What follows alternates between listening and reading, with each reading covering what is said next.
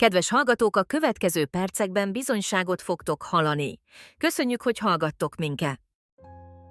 Kedves rádió hallgatók, köszöntelek benneteket itt a Keresztény Zenei Rádióban, és ezúttal folytatnánk a bizonyságtevésnek egy harmadik részével, amit Gyuri fog majd elmondani ebben a részben, hogy mik történtek az ő életében, azok után, amiket eddig már megbeszéltünk, átbeszéltünk, és én úgy tudom, hogy történtek olyan dolgok az elmúlt 2 hétben, amik bizonyságok, és mielőtt még elkezdeném, azért szeretném köszönteni a kedves rádió hallgatókat is, és tégedet is, Gyuri, köszöntelek, és akkor mondd el, hogy ebben az elmúlt 2 hétben például mi történt, vagy hogy vannak-e bizonyságaid.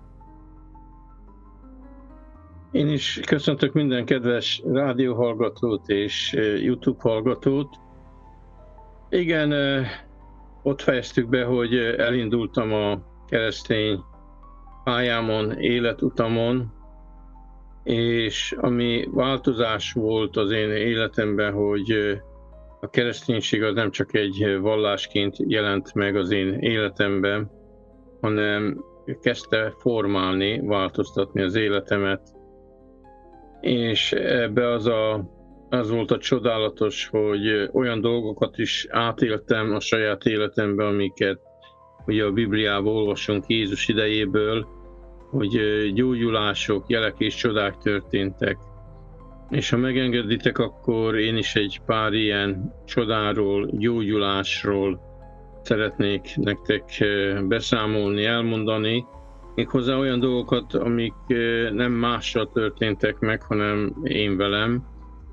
Mert ugye sokszor hallunk olyan bizonyságokat, hogy Amerikában, meg távoli vidékeken ez meg az történt, de én mindig azt tartom hitelesnek, ami az én életemben történt meg, mert azt tudom, hogy tényleg valójában csoda volt-e, vagy csak körülményeknek a szerencsés egybeesése.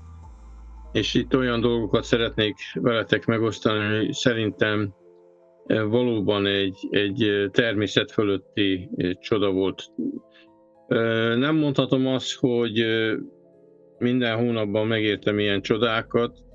Az egész keresztény életem folyamán körülbelül 4-5 olyan esemény történt velem, amire tényleg azt tudom mondani, hogy ez egy természet fölötti beavatkozás volt Isten részéről. Talán nem tudom, hogy majd mennyi időnk lesz most, mert több is van, és lehet, hogy majd 2 vagy 3 alkalommal fognám akkor ezeket elmondani, beszámolni. Ma talán kezdeném a legelsővel, amit átéltünk feleségemmel.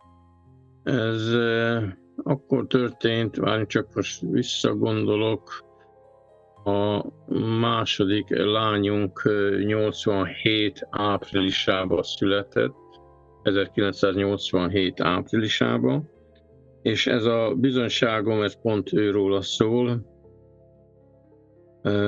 Egy olyan házba laktunk akkor, és ő oda született be, ahol egy ilyen nagyon régi parasztház volt, jó vastag vertfalakkal, de ami elég rossz körülménynek számított, hogy a falak nagyon nedvesek voltak. Azt képzeljétek el, hogy amikor beraktuk a bútorokat, és nem tudom, pár hónapra arrább húztuk, ugye ott, ahol nem volt annyira levegős, bútor mögött a szobába gomba nőtt, úgyhogy akkor el tudjátok képzelni, hogy milyen nedvesek voltak ott a falak.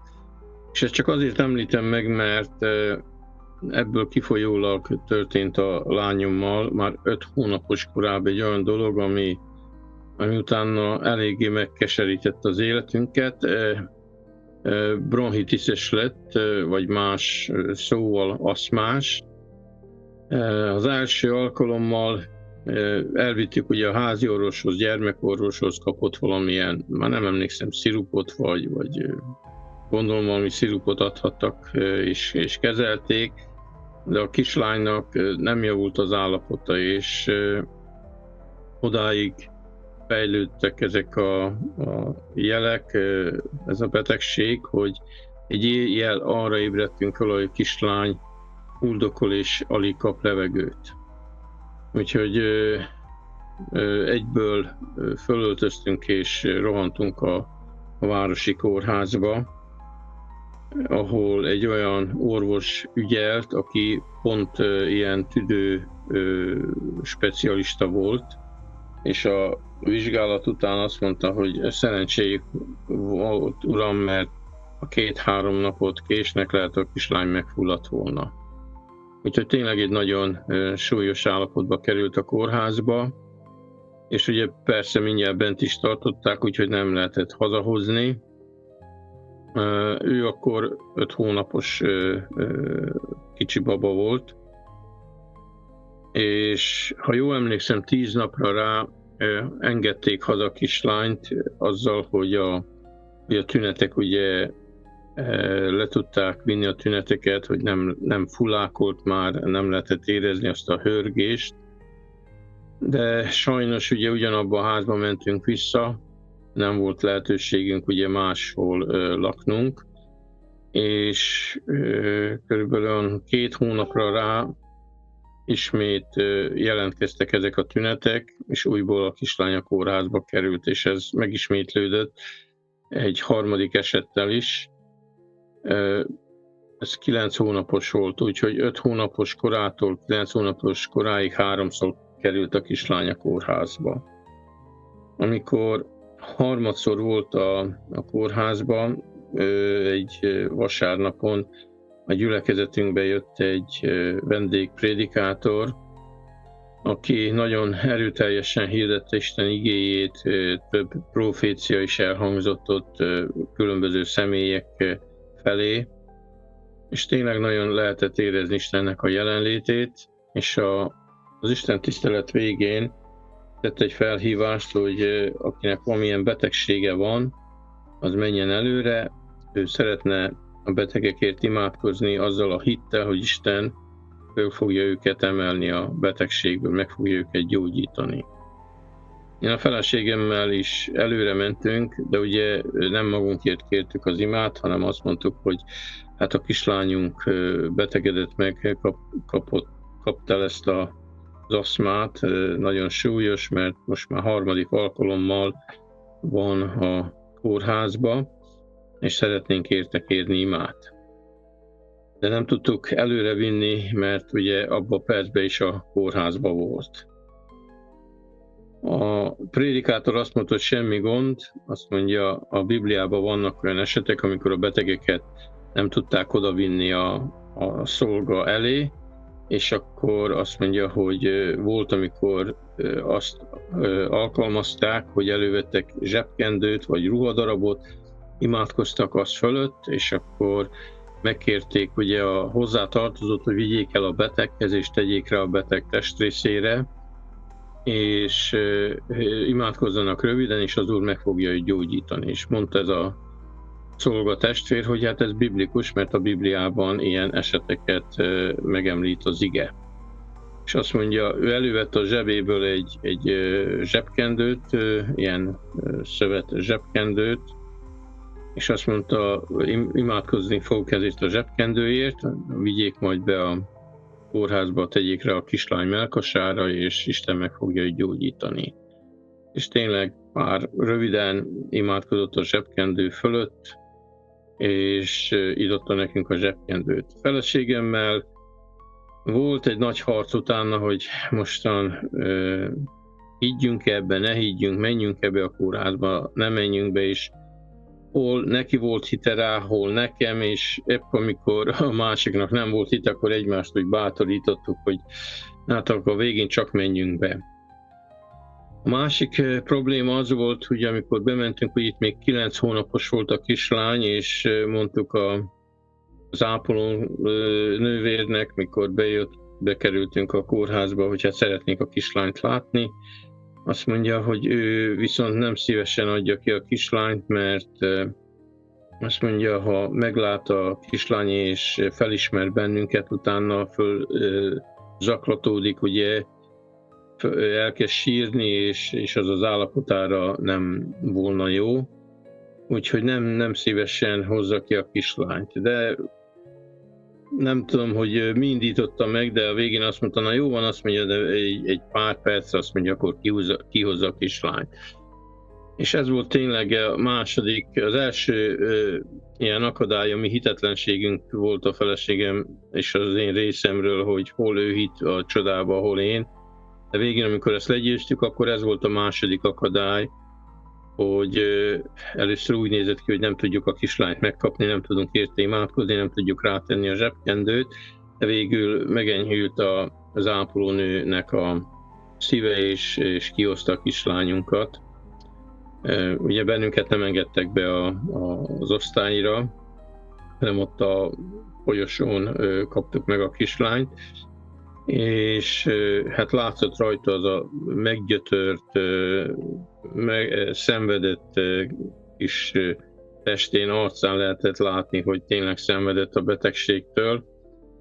És hát mi sem teketóriáztunk sokat, elővettük a zsebkendőt, rátettük a kis mellkasára, és röviden imádkoztunk érte. És amit akkor megfigyeltem, és ezt a mai nap nem felejtem el, hogy amikor befejeztük a rövid imát, tényleg egy nagyon rövid volt, akkor lehetett látni egyfajta mosolyt a kislánynak az arcán. És hát utána visszaadtuk ugye az ápolónőnek a kislányt, elvitte, és ezt, ha jól tudom, 5 napja volt akkor a kórházba, és még 5 napot tartották bent, úgyhogy megint olyan 10 napot volt az osztályon, és amikor kiengedték, megkaptuk ugye az elbocsájtó levelet, és a mai nap őrzöm ezt a levelet, az volt odaírva, hogy a szimptomák, ugye a jelek, a betegségnek a jelei, azok le voltak csökkentve, de viszont a betegség az krónikussá vált, ami azt jelentette, hogy ha újból párás levegőbe megy a kislány, vagy ködös időjárás van, hogy ez ki tud újulni neki ez a betegség, úgyhogy nem tudják őt ebből kigyógyítani. A doktor mondott még valami olyasmit, hogy van egy lehetőség arra, hogyha majd kamaszodik a kislány, ha nő, ugye, és erősödik a szervezete, hogy kinőli ezt a betegséget, de akkor, amikor elbocsájtotta a kislányt, akkor nem ez az állapota volt, legalábbis az orvos nem volt semmiféle reménnyel, hogy a kislány meggyógyult. Persze ő nem tudta, hogy mi imádkoztunk a kislányért, és utána ugye hazavittük a kislányt, és hát a betegség azóta se jött vissza neki. Pedig ugyanolyan helyen laktunk, ugye ködös is volt az idő, is volt a ködös időjárás is, meg minden, és valóban Isten egy csodát vitt végbe, mert ez a kórházi ápolás után a kislányunknak soha nem jött vissza ez a betegsége.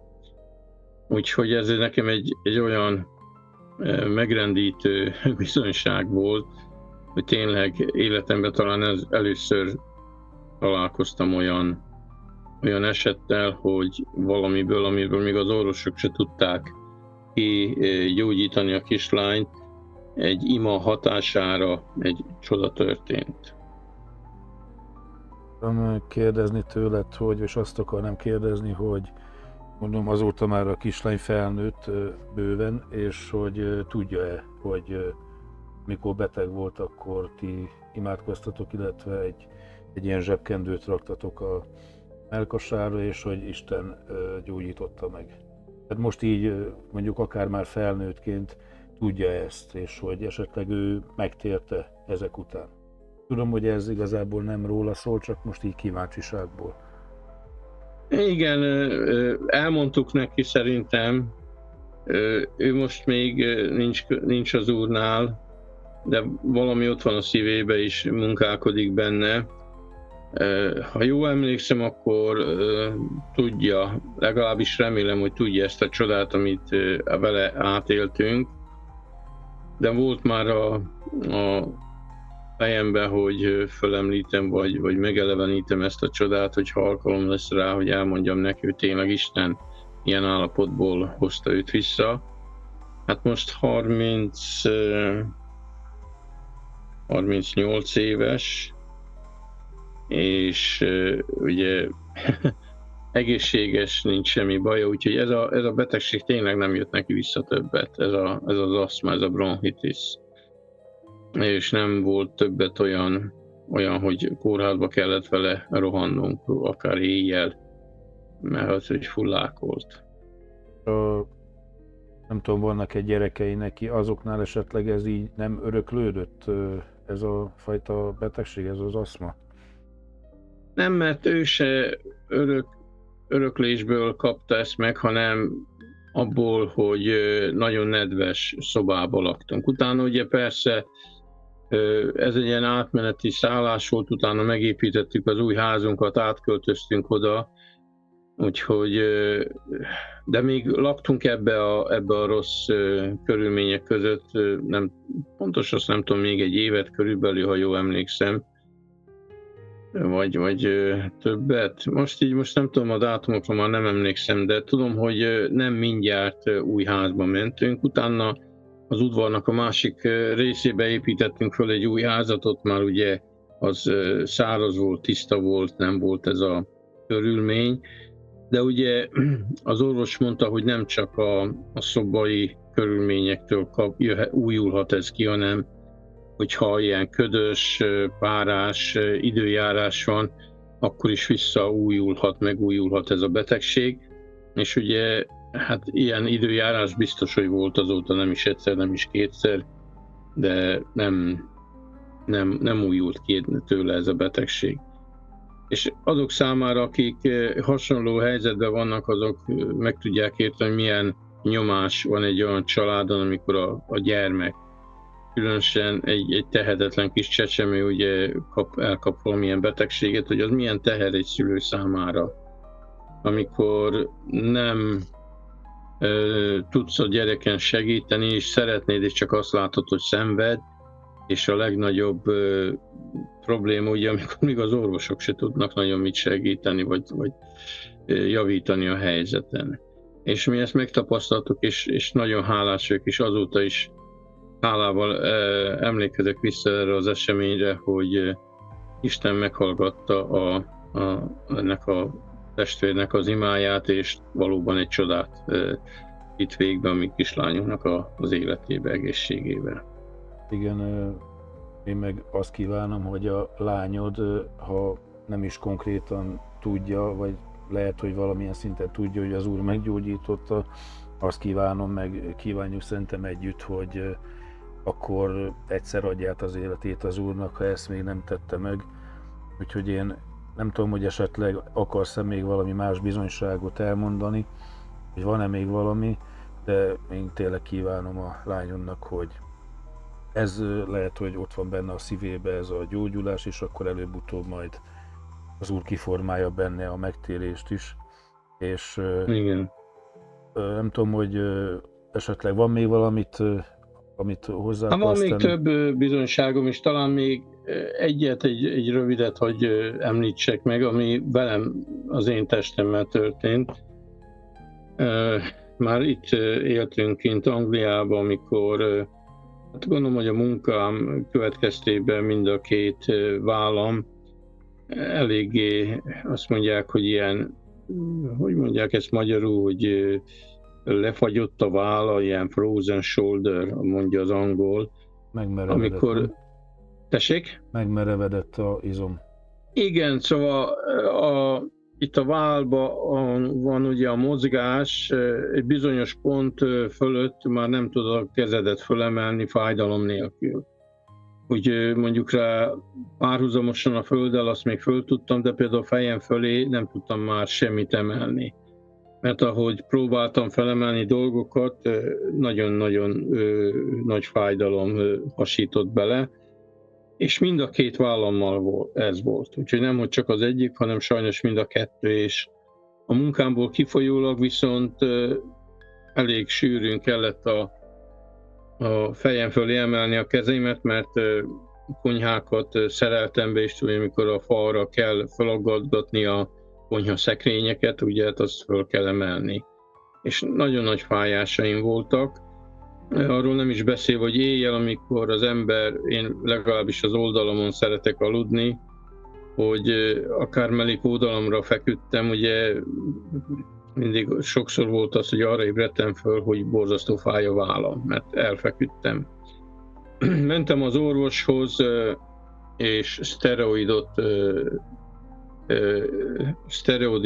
szteroidos injekciót adott a háziorvos mind a két vállamba, és a bal vállam azon segített.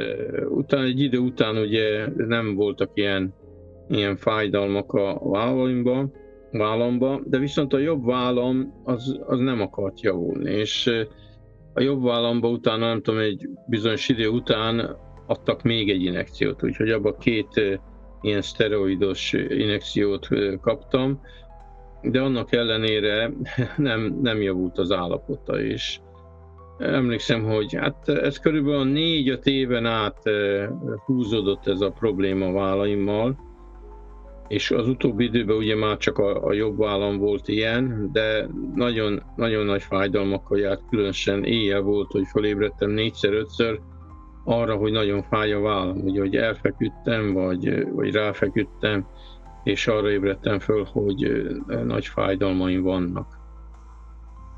És imát is kértem többször is gyülekezetbe, több szolgán keresztül, többen is imádkoztak értem is, de valahogy ebben az esetben az imák se fejtették ki a hatásukat, szóval